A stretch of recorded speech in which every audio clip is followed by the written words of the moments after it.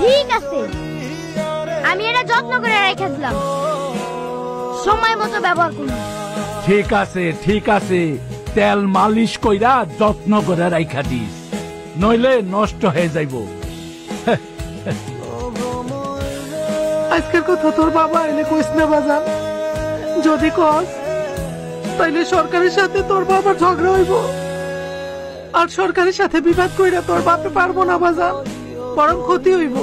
কমুনা মা, কমুনা। বাবা যদি প্রতিবাদ করে তাহলে তো আমি আমার নিজের হাতে ওই শয়তানের বিচার করতে পারব না। আপন, তুইও বাবারে কিছু কইস না। আচ্ছা, কখন আইছিস বাবা? এই তো একটু আগে আইছি। মা, আমি ক্লাসে ফার্স্ট হইছি। আমাকে বাড়ির থেকে বাইর করে দিয়েছে মেয়ে ভাই, আমার দুইটা পোলা নিয়ে তখনের কোন জায়গা নাই। চিন্তা করিস আমি এখন কই যাব? কোনো চিন্তা করিস না, আমি আছি আর উপরে আল্লাহ আছে। আয় বই, কোনো চিন্তা করিস না, কান্দিস না বই, আয় আয়। আপন, মামাই কইছে কাইল আমগো দুইজন রে স্কুলে ভর্তি করাই দিব, কিন্তু আমি লেখাপড়া করতে পারুম না। কেন? আর আমি মাঝি হইবার জন্য নৌকার হাল ধরুন। তা না, ভালো লাগবে না কেন? ভালোই লাগছে, তো ব্যাপারটা ভালো না। কেউ যদি দেখে ফেলায় তাইলে বদনাম হইব। I don't care.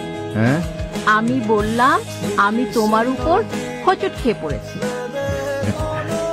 তাইলে আমি চলে গেলে কইরো, আমার আর ধরতে হইব না।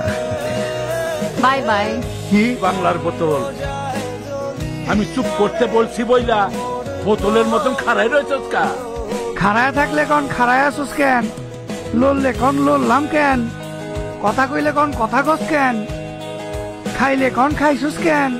না খাইলে কোন খাস নাই কেন? এবার আপনিই কোন, আমি কোন দিকে যাব? জাহান্নামে যা।